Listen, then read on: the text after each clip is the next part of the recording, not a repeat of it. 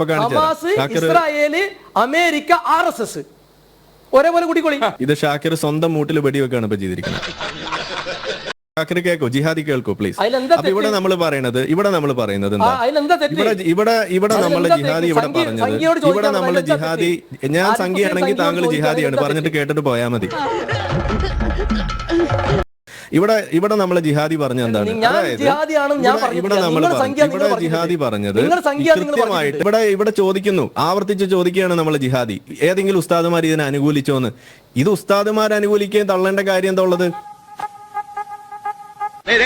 ഗ്രഹണി ആസ്മയൊക്കെയുള്ള പിള്ളേര് പതിവായിരിക്കുന്നതിലും 10 അടി തള്ളിയിരുന്നോണം പൊട്ടിപ്പാറുന്ന അടിയാ നടക്കും. അവരോട് നമുക്ക് യോജിക്കാൻ കഴിയില്ല. ഷാക്കിറിനുള്ള സമൂഹത്തിന് നല്ലതല്ല ചെയ്യുന്നത്. ഷാക്കിർ കാണിക്കുന്ന തട്ടിപ്പ് എന്താന്ന് ഞാൻ കാണിച്ചു. ഷാക്കിർ കൃത്യമായിട്ട് തട്ടിപ്പ് കാണിക്കുന്നു. ഞാൻ ഇപ്പൊ ഹമാസ്, ഇസ്രായേല്, അമേരിക്ക, RSS ഒരേപോലെ കൂടിക്കോളി. ശരി ഞാൻ പറഞ്ഞുതരാം.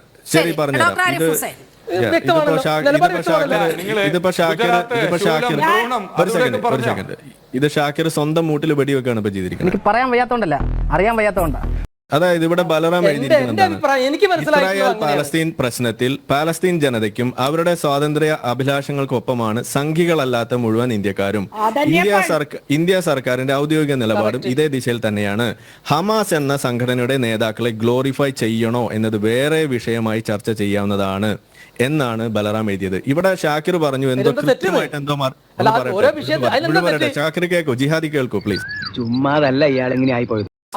ഇവിടെ നമ്മൾ പറയുന്നത് എന്താ, ഇവിടെ നമ്മളെ ജിഹാദി ഇവിടെ നമ്മളെ ജിഹാദി, ഞാൻ സംഖ്യയാണെങ്കിൽ താങ്കൾ ജിഹാദിയാണ് പറഞ്ഞിട്ട് കേട്ടിട്ട് പോയാൽ മതി. ഇവിടെ നമ്മളെ ജിഹാദി പറഞ്ഞ എന്താണ്, അതായത് ഇവിടെ ജിഹാദി പറഞ്ഞത് കൃത്യമായിട്ട് VT ബലറാം ഉത്തരം പറഞ്ഞു എന്നാ പറഞ്ഞത്. ഉണ്ടയാണ് ബലറാം പറഞ്ഞിരിക്കുന്നത്. ബലറാം പറഞ്ഞത് ഹമാസിനെ കുറിച്ച് ഇപ്പൊ നമ്മൾ മിണ്ടരുത് എന്നായി പറഞ്ഞിരിക്കുന്നതിന്റെ അർത്ഥം. ഇവിടെ നമുക്കിപ്പോ ഉറൂസാണോ തദ്ദേശ ഉത്സവമാണോ അത് മാത്രം ഇപ്പൊ തൽക്കാലം പറയാം, ഹമാസിന്റെ കാര്യം നമുക്ക് പിന്നെ പറയാം എന്നാണ് ഈ പറഞ്ഞത്. ഗ്ലോറിഫൈ ചെയ്യരുത് എന്ന് പോലും പറഞ്ഞിട്ടില്ല. അപ്പോ ഇവിടെ ചോദിക്കുന്നു, ആവർത്തിച്ച് ചോദിക്കുകയാണ് നമ്മളെ ജിഹാദി, ഏതെങ്കിലും ഉസ്താദുമാർ ഇതിനെ അനുകൂലിച്ചോന്ന്. ഇത് ഉസ്താദുമാർ അനുകൂലിക്കുകയും തള്ളേണ്ട കാര്യം എന്താ ഉള്ളത്? നിന്റെ പരിപാടി തീർത്ത് തരാം. ഇത് ഇവിടുത്തെ പൊതുജനങ്ങളാണ് ഇത് തീരുമാനിക്കുന്നത്. ഏതെങ്കിലും ഒരു വിഷയം ഉണ്ടാകുമ്പോൾ അവിടെ ഉസ്താദുമാരുടെ തലയിലേക്ക് ഇട്ടിട്ടോ, അതല്ലെങ്കിൽ ഇപ്പൊ നമ്മൾ നിസ്കാരത്തിന്റെ ആവശ്യം വന്നു കഴിഞ്ഞപ്പോൾ അവിടെ മഹല്ല് കമ്മിറ്റി ഇടപെട്ടിട്ടോ ആ വിഷയത്തെ മുസ്ലിങ്ങളുടെ വിഷയമായിട്ട് ചിത്രീകരിക്കാനുള്ള ഒരു കുൽസിത ശ്രമം നമ്മൾ പണ്ടേ കണ്ടിട്ടുണ്ട്. ഇവിടെ അത് ഉണ്ടായില്ല. അപ്പോൾ ഇവർ ഇപ്പൊ പറയുന്നത് അവർ ഇടപെട്ടിട്ടില്ലല്ലോ, അതുകൊണ്ട് മുസ്ലിങ്ങൾക്ക് അതിനോട് യോജിപ്പില്ല എന്ന് പറഞ്ഞുകൊണ്ട് അതിനകത്ത് വീണ്ടും മുസ്ലിങ്ങളുടെ ഭാഗം എന്ന് പറഞ്ഞുകൊണ്ട് വരുത്താൻ വേണ്ടി ശ്രമിക്കണം. സ്വന്തം വർഗത്തിനോട് കൂടില്ലാത്ത കള്ള ഹിമാർ.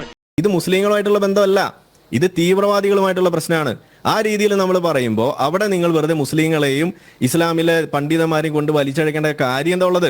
ഇനി നിങ്ങൾ ഇവിടെ പറഞ്ഞു ഇവിടെ തീവ്രവാദികളുടെ സംഘടനകളുടെ പേര് നിങ്ങൾ പറഞ്ഞു, 1 അമേരിക്ക, 2 ഇസ്രായേൽ, 3 RSS. ഞാൻ വെല്ലുവിളിക്കാണ്. എന്താന്ന് വെച്ചാ പറഞ്ഞു തുടങ്ങടാ. ഇവിടെ എല്ലാ വർഷവും ഗ്ലോബൽ ടെററിസം ഇൻഡെക്സ് എന്ന് പറഞ്ഞിട്ട് ഒരു ലിസ്റ്റ് എല്ലാ വർഷവും ഇവിടെ പുറത്തിറക്കാറുണ്ട്. ഇത്തരം ലിസ്റ്റുകളെയൊക്കെ നിങ്ങൾ വല്ലാതെ കാര്യത്തിൽ എടുക്കാറുണ്ട്. കാരണം ജനാധിപത്യത്തിന്റെ ഡെമോക്രസി ഇൻഡെക്സ് നിങ്ങൾ പൊക്കി പിടിച്ചിട്ടാണ് ഇന്ത്യയെ കുറ്റം പറയാറുള്ളത്. അപ്പൊ അതുകൊണ്ട് ഞാൻ ഈ ലിസ്റ്റ് എടുക്കും. ഇതൊരു ഗ്ലോബൽ ഇൻഡെക്സ് തന്നെയാണ്. ഈ ഇൻഡെക്സ് നിങ്ങൾ എടുത്തു വെച്ചിട്ട് ഞാൻ വെല്ലുവിളിക്കുകയാണ്. ഇതിനകത്ത് അമേരിക്കയുടെ പേര് നിങ്ങൾ കാണിച്ചു തരിക. ഇതിനകത്ത് നിങ്ങൾ RSSന്റെ പേര് നിങ്ങൾ കാണിച്ചു തരിക. ഇതിനകത്ത് നിങ്ങൾ ഈ പറയുന്ന ഇസ്രായേലിന്റെ പേര് കാണിച്ചു തരാം. എന്നാൽ ഞാൻ നിങ്ങൾക്ക് കാണിച്ചു തരും ടോപ്പ് 4 ടെറർ ഓർഗനൈസേഷൻസ് എടുത്തു കഴിഞ്ഞാൽ അതിൽ ഒന്നാമത്തത് ഹമാസ് ആണ്, രണ്ടാമത്തത് അൽ ഷബാബാണ്, മൂന്നാമത്തത് ISIS ആണ്, നാലാമത്തത് JNIM എന്ന് പറയുന്നത് മറ്റൊരു സംഘടനയാണ്. ഈ 4ഉം ഇസ്ലാമിക് ടെറർ ഓർഗനൈസേഷൻസ് ആണ്. തീവ്രവാദ സംഘടനകളാണ്. ഞാൻ ഇത്രയും നേരം ഇവിടെ സംസാരിച്ചപ്പോൾ ഇതിനകത്ത് മതമൊന്നും ഞാൻ പറഞ്ഞിട്ടില്ല. പക്ഷേ നമ്മൾ ഇവിടെ ഇരിക്കുമ്പോൾ നിങ്ങൾക്ക് എന്തോ കൊണ്ടിട്ടുണ്ട്. മുന്നേ ഇവിടെ ഇരുന്നപ്പോൾ എന്തോ കൊണ്ടുപോയിട്ടുണ്ട്. ഏതോ മദ്രസയിൽ നിന്ന് എവിടുന്നോ ഉത്തരം കിട്ടിയിട്ടുണ്ട്, ഒരു തീട്ടൂരം. ഇവിടെ വന്ന് അധികം കറങ്ങി നടക്കരുത്. അത് നമുക്ക് മനസ്സിലാവും, വിഷമം നമുക്ക് മനസ്സിലാവും. പക്ഷെ നമുക്ക് പറയാതിരിക്കാൻ പറ്റില്ല. തൽക്കാലം ഇത്രയും മതി.